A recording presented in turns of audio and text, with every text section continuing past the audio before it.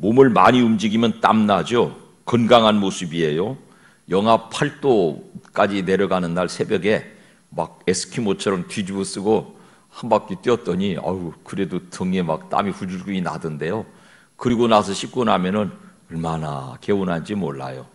몸으로 땀 흘리는 거는 참 우리에게 유익한 일이라 그렇게 생각이 돼요. 마음도 지나치게 과하다 사용하면 땀이 나는데, 제가 만든 말이에요. 여러분도 새겨두시면 좋겠어요. 눈물은 마음의 땀이다. 마음을 지나치게 과다 사용하다 보면은 눈물 나더라고요. 그래서 마음도 땀을 흘리는구나. 눈물이 마음의 땀이로구나. 또 지난 한 주간에는 그런 말을 지어봤습니다. 사람으로 사는 한평생은 땀을 흘리고 눈물이 마르지 않지요. 한 주간 사시면서 여러분의 삶을 돌아보시면 얼마나 땀 흘리셨어요? 얼마나 수고하고 사셨어요? 얼마나 눈물로 살아오셨습니까? 한 주간 또 얼마나 많은 마음고생들이 있었습니까? 다행스러운 것은 성경이 가르쳐주는 우리의 다음 세상은요, 요한계시록 21장 4절 시작. 모든 눈물을 그 눈에서 닦아주시니 다시는 사망이 없고 애통하는 것이나 곡하는 것이나 아픈 것이 다시 있지 아니하리니 좋은 것들이 다 지나갔음이로라. 눈물 없는 세상, 땀 흘리지 않고도 사라지는 세상이라고 약속해주고 있습니다. 한평생 눈물 흘릴 사연들이 많죠. 찬양과 감사로 감동의 눈물을 흘리는 분들이 많아요. 그러나 더 많은 경우에는 슬픔과 고난과 아픔의 징표로 눈물을 흘립니다. 열왕기하의 말씀을 읽어볼까요? 시작. 엘리사가 죽을 병이 들매 이스라엘의 왕 요아스가 그에게로 내려와 자기의 얼굴에 눈물을 흘리며 이르되, 엘리사라고 하는 위대한 선지자의 죽음 앞에 요아스라고 하는 왕이 눈물 흘립니다. 죽음은 눈물을 부르죠. 예수님도 죽은 나사로 무덤 앞에서 눈물을 흘리셨습니다. 이 시대의 모든 죽음에 눈물이 있습니다. 우리 모두도 죽음을 향해서 가고 있으니까 전부 다 눈물을 가슴마다 호수처럼 품고 사는 것이죠. 그래서 어떤 사람이든지 조금 건드려 보면 속에 있는 말이 드러날 때는 꼭 눈물과 함께 드러납니다. 그래서 제 방에는 늘 휴지가 준비되어 있습니다. 어떤 사람들이 와서 말을 조금 길게 하면은 열이면 아홉이 눈물 쏟고 가더만요. 두 번째는요, 고난에도 눈물이 있군요. 대표적인 고난의 사람 다윗 이야기를 읽어볼까요? 시편 6편 6절 시작. 내가 탄식함으로 피곤하여 밤마다 눈물로 내 침상을 띄우며 내 요를 적시나이다. 고난이 어금니 물고 참을 만큼의 범주면은 감당할 수 있는데 그 범주를 넘어서면 눈물이 터지죠. 믿음의 한평생 눈물 흘릴 만큼의 고난이 없으시기를 주님의 이름으로 축원합니다. 그리고요, 히스기야 임금은 병들어 죽음 앞에 있을 때 열왕기하 20장 5절 시작. 내가 네 기도를 들었고 내 눈물을 보았노라. 기도가 간절하여지면 눈물 되기도 합니다. 그 눈물의 기도로 응답받고 있군요. 죽을 생명이 연장받습니다. 생명을 구원했다는 것은 아마 가장 궁극적인 기도 응답이겠죠. 기도에 마음으로 땀 흘리는 눈물이 깃들이면 반드시 응답이 찾아오는 것입니다. 우리는 지금 눈물과 고난의 땅에 신앙의 집을 짓고 있습니다. 건축에는 기초공사가 결정적으로 중요한 법이에요. 신앙의 집을 지을 때 기초공사는 골로새서 2장 8절이 가르쳐줍니다. 시작. 누가 철학과 헛된 속임수로 너희를 사로잡을까 주의하라. 이것은 사람의 전통과 세상의 초등학문을 따름이요 그리스도를 따름이 아니니라. 저는 지난 11월에 로마에 잠시 다녀온 다음에 서양 철학 또 거기에 잇대서 동양 철학 이런 공부를 좀 깊이 해보네요. 근데 답이 없어요. 철학에는, 학문에는, 논리학에는 결정적인 답이 없어요. 재미는 있어요. 사람을 탐구해 가는 것이니까. 세상적인 어떤 가치를 기준으로 삼으면 그 집은 모래 위에 지은 집처럼 무너집니다. 십자가 신앙을 토대로 해서 집을 지어야 무너지지 않는 건강한 집을 이루지요. 주님이 보여주신 모범이 거기 있습니다.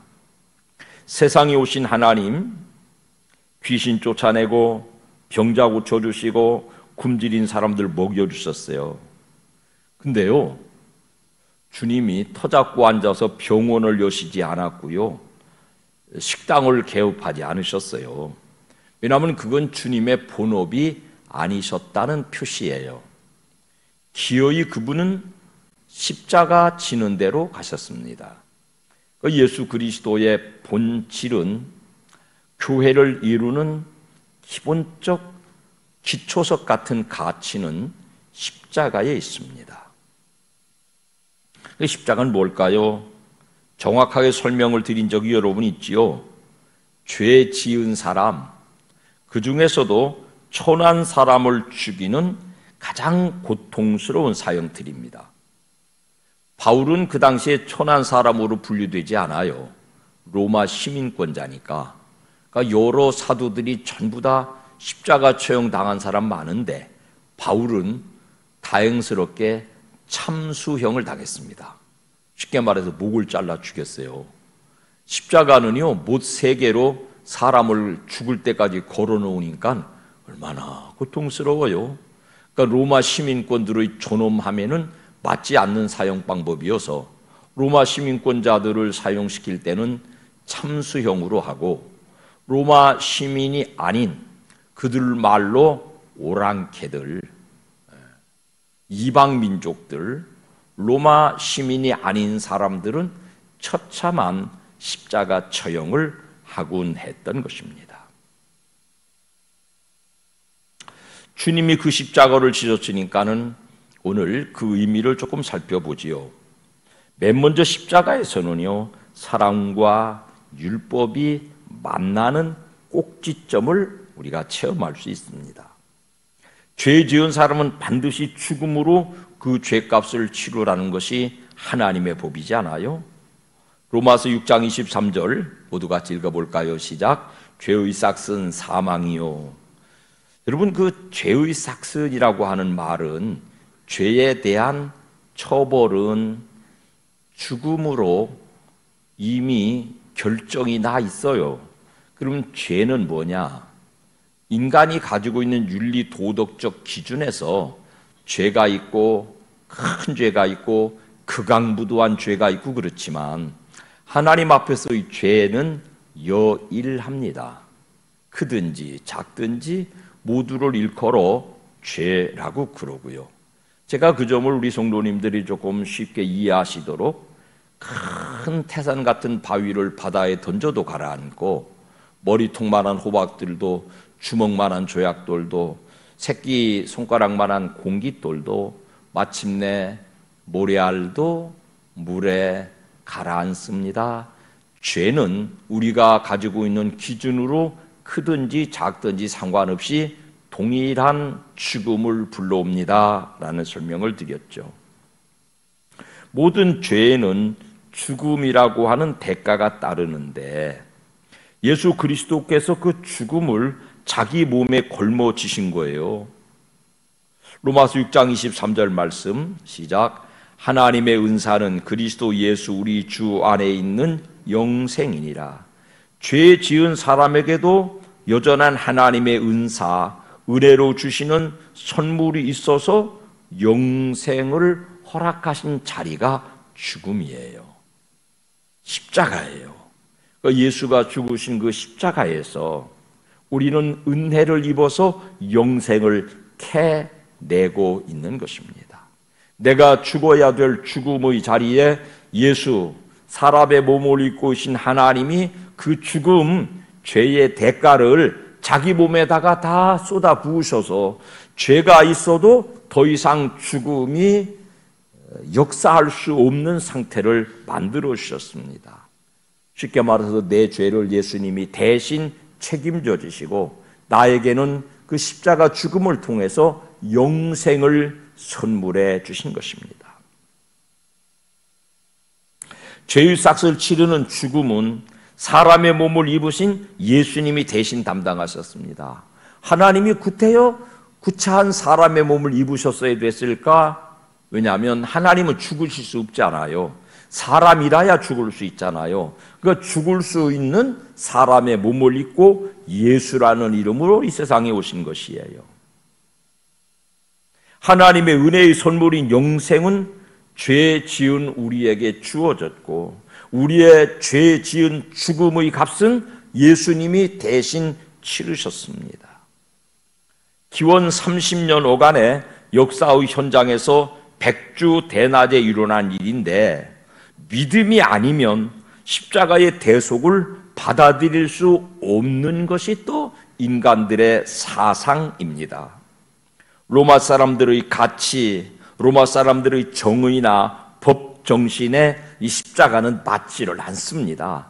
죄는 지은 사람이 벌을 받아야 정의로운 것이지, 죄를 지은 사람을 처벌하는 것이 법에 맞는 것이지, 이게 로마의 가치란 말이죠. 예수님은 우리 죄를 대신 지시고 십자가에 달려 죽으신 동기가 뭘까요? 법이 아니고요, 정의가 아니고요. 그 이유는 단 한 가지, 우리를 향하신 아버지 하나님의 사랑에서 원인을 찾아야 됩니다. 사랑하는 자녀들이 죄로 죽는 것을 참아 보실 수 없으셔서 그 죽음의 자리에 당신이 육신을 입고 오셔서 당신을 내거시고 우리를 비켜서도록 죄의 결과인 죽음에서 비켜서서 영생을 선물해 주셨습니다. 그게 십자가 옳습니다. 십자가가 가져오는 세 번째 의미를 저는 쓰레기통이라고 적어 놓았습니다. 야곱이 외갓집에 피란 갔다가 20년 살다가 본향으로 돌아와요. 친가에서 하던 거 외가에서 20년 전에 하던 거 20년 후에 똑같은 짓 하는 거 인간이지 않아요. 20년 전에 그 땅을 떠나서 외갓집으로 도망갈 때 베델이라는 곳을 지나갔습니다. 거기서 하나님 앞에 약속한 거 있어요. 저를 다시 이 땅으로 돌아오게 해주시면 제가 여기다가 예배당 짓고 하나님 잘 섬길게요. 11조 바칠게요. 그러고 갔어요. 근데 20년 지나고 이제 그때는 혼자 갔는데 지금은 뭐 한 가족을 거느린 족장으로 돌아올 때는 마음이 바뀌었어요. 그래서 그 베델로 직행하지 않아요. 왜냐하면 거기 가면 자기가 감당해야 될 신앙적 의무가 있으니까 그 의무가 버거우니까 베델로 가지 않아요. 그리고 세겜이라는 곳에서 얼쩡거렸어요. 신앙생활 하는 사람들, 예배당 다니는 사람들 중에 얼쩡거리는 사람들이 또 의외로 많아요. 이것도 아니고 저것도 아니고 어정쩡. 무슨 일이 있었는지 혹시 아십니까? 디나라고 하는 딸이 있었는데 마실 나갔다가 그 동네 부족장 세겜이라는 족장에게 그만 성추행 당했어요. 여러분, 그거 그럴 수 있어요. 더군다나 그 고대 시대에 남성들과 여성들의 관계가 청교도 윤리가 발달한 지금처럼 윤리 도덕적일 수가 없어요. 구조적으로. 그럴 수 있어요. 남자가 이쁜 여자 그리고는 데리고 살겠다고 달라들었으니까 그 비정상적이지 않아요. 야곱의 불행은 뭐냐면 그것 때문에 분기탱천한 오레비들이 그 세겜을 가서 막 쳐부순 거예요. 야반 쳐들어가 기습해가지고 야 우리랑 혼인하고 싶으냐? 그러면 너희도 우리처럼 할례 받아야 돼. 할례 뭐냐면은 남자들 포경 수술이거든요. 그거 받으면 남자들이 한 일주일에서 그 당시 뭐 소독약 웃고 하니까는 한 보름 심지어 한 달 동안 막 뚱뚱 붓고 아프거든요. 남자들이 움직일 수 없는 그 틈을 남자들을 병약하게 만들어 놓고 야간 기습해가지고 그 부족을 막 몰살했단 말이에요. 이게 야곱에게 불행이 됐어요. 왜냐하면 세겜에도 살 수 없게 됐잖아요. 주변 사람들이 볼 때 아유 저거 굴러온 돌이 박힌 돌, 우리 부족, 우리 친척, 우리와 오래 살던 세겜을 그와 같이 능멸했단 말이냐? 막 서방에서 울근불근 하니까 베델로 올라갈 마음을 드디어 먹었습니다. 하나님 앞에 소원한 자리로 가르고 드디어 마음을 먹었습니다. 자, 그때 창세기 35장 4절 시작. 그들이 자기 손에 있는 모든 이방 신상들과 자기 귀에 있는 귀고리들을 야곱에게 주는지라. 야곱이 그것들을 세겜 근처 상수리 나무 아래에 묻고 그들의 삶에 죽음과 고통에 눈물을 주던 모든 우상의 징표들, 불결한 것들, 부정한 것들, 기준이 아닌 것들, 하나님이 허락하지 않은 모든 것들을 걸어 모아다가 상수리 나무 아래에 묻고 떠났대요. 그러니까 그 상수리 나무 아래는 야곱에게 쓰레기장이잖아요. 불행을 가져오고 눈물을 가져오고 고통을 가져온 모든 원인들이잖아요. 거기서 머뭇거리게 만든 돈이고 거기서 머뭇거리게 만든 하나님 중심, 하나님 지향적 신앙을 반대하는 우상들이잖아요. 이게 야곱의 인생을 눈물 짓게 만드는 쓰레기들이었어요. 그걸 상수리 나무 아래 묻고 떠났습니다. 자, 그 다음 글 읽어볼까요? 5절 시작. 그들이 떠났으나 하나님이 그 사면 고울들로 크게 두려워하게 하셨으므로 야곱의 아들들을 추격하는 자가 없었다. 여러분, 쓰레기를 버리니까 쉽게 말해서 하루살이나 날파리, 똥파리가 안 끓었다, 그렇게 말씀드려야 이해가 쉽겠죠? 더러운 냄새나는 죄를 다 버리니까 추격자가 없었대요. 우리의 죄와 눈물과 고통과 죽음의 원인을 죄라고 규정하면 그 죄를 가져다가 버리는 것이 십자가 나무 아래입니다. 거기다가 전부 다가 버리면 더 이상 우리 인생에 눈물 흘릴 만한 불행이 따라오지 않을 줄로 믿으시기를 축원합니다. 외워두세요. 십자가는 쓰레기통입니다. 단적으로 죽음의 눈물, 고통의 눈물, 간절한 기도의 눈물도 다 가져가시는 게 주님의 십자가였습니다. 그 모든 눈물의 원인은, 더 깊은 원초적 원인은 죄입니다. 그러므로 십자가는 죄의 대가인 죽음이 지불된 장소입니다. 거기다가는 어떤 죄라도 갖다가 파묻어 버리면 더 이상 죄가 죄로서의 영향력을 나타낼 수 없는 자리가 십자가 옳습니다. 우리는 죄의 짐이 무거운 걸 잘 알죠. 특별히 우리가 가지고 있는 영적인 열등감은 마귀가 우리의 마음에 몰래 가져다 놓은 선물인데요. 우리 속에 이런 거 있어요. 다른 사람은 몰라도 내 죄는, 다른 죄는 몰라도 내가 몰래 숨겨가진 이 죄는 예수님의 십자가로도 용서받을 수 없을 것이라는 생각을 자꾸 가져다 주어요. 그러나 사랑하는 성도 여러분, 예수 십자가의 죽으심은 하나님의 죽으심이잖아요. 하나님의 죽으심의 능력으로는 해결하지 못할 죄가 없는 줄로 믿으시기를 주님 이름으로 축원합니다. 십자가의 능력이 여러분이 지은 죄의 능력보다 절대로 약하지 않다는 사실. 십자가의 능력이면 십자가 아래다 묻어버린 모든 죄의 영향력을 충분히 제거할 수 있다는 사실을 믿으시기를 축원합니다. 그 십자가를 통해서 주님은 우리에게 뭘 이루셨을까요? 이제 본문으로 돌아가 봅시다. 13절 시작. 또 범죄와 육체의 무할례로 죽었던 너희를 하나님의 그와 함께 살리시고 우리의 모든 죄를 사하시고, 예수 십자가로 죄 지은 인생이 완전히 죽은 거예요. 홍해 바다를 건널 때 그들은 물에 빠졌다는 가정을 설정해 놓은 거예요. 물에 빠지면 죽는 거죠. 씻겨 나가든지 물에 빠져서 완전히 죽어 소멸되든지 그런 표시거든요. 바다에다가 물속에다가 과거의 생명을 완전히 수장시키고 새로운 생명으로 그 바다를 건너 광야 교회로 나가는 상징이에요. 십자가는 뭘까? 우리의 옛사람을 못 박아 죽이고 새 사람으로 거듭나는 자리에 옳습니다. 우리의 신앙이 그래서 십자가를 통과해야만 되는 것입니다. 두 번째로 14절 말씀 시작. 우리를 거스르고 불리하게 하는 법조문으로 쓴 증서를 지우시고 제하여 버리사 십자가에 못 박으시고. 여러분, 우리에게 불리한 법조문 뭔 줄 아세요? 한마디로 요약하면 죄의 싹은 사망이라.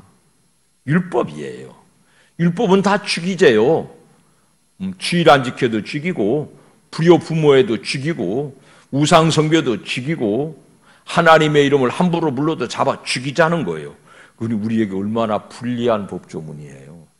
그 십자가에서 그 모든 불리한 법조문들을 모아다가 불태워 버리시고 십자가에 못 박아 버리시고, 그런 불리한 법조문들이 더 이상 우리에게 영향 끼치지 못하게 했습니다. 더 이상 율법은 우리 죄에 대한 책임을 물을 수 없게 됐어요. 쉽게 말하면 고소장이 다 소각돼 버린 거예요. 더는 내부적인 죄책감에 시달리지 마시기를 주님의 이름으로 축원합니다. 고소장이 불살라졌으니까. 그리고 그 다음 구절로 갑시다. 15절 시작. 통치자들과 권세들을 무력화하여 드러내어 구경거리로 삼으시고 십자가로 그들을 이기셨느니라. 십자가의 능력은 세상의 질서와 힘을 능가한다고요.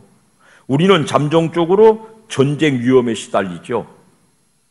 북한 사람들이 요새도 자꾸 뭘 쏴쌌고 뉴스를 하도 들으니까 조금 무뎌졌는데, 그거 다른 나라에서 보면은 야, 저 한반도에 전쟁 나는 거 아니냐. 이스라엘의 우상 숭배는 하나님이 전쟁으로 징벌을 하신 것을 알기 때문에 이 땅에 세워진 수많은 십자가는 통치자들과 권세자들과 북에 있는 세력들을 무력화시키는 힘이라고 소개하고 있습니다. 이스라엘이 수많은 범죄 행위들로 그 땅에 수도 없이 아수르, 바빌론, 페르시아, 그 다음에 로마, 여러 수도 헤아리를 수 없는 나라들이 그 땅을 전쟁으로 징벌해 왔어요. 여러분, 대한민국에도 그런 죄가 요상하거든요. 근데 이 땅 위에 세워진 수많은 십자가들, 수많은 교회들, 예수가 내 죄를 대신 지시고 예수가 우리 가정과 교회 공동체와 우리 나라 민족의 죄를 무력화시키기 위하여서 십자가에 달려 죽으셨다는 그 믿음을 통해서 우리는 영적인 승리, 국가적인 교회적인 승리를 주실 줄 믿습니다. 십자가로 그들을 이기신 하나님의 능력을 의지해서 교회들이, 성도들이 전쟁의 세력, 어둠의 세력, 세상의 통치자들의 무례한 세력들을 이길 수 있는 능력을 삼으시기를 축복합니다. 십자가 단단히 붙잡는 신앙생활, 내 죄를 완전히 묻어버린 내 죄의 무덤인 십자가를 기초로 하는 신앙생활에서 일상의 모든 영역에 승리를 거두시는 이 복된 가족들이 되시기를 주님의 이름으로 축원합니다.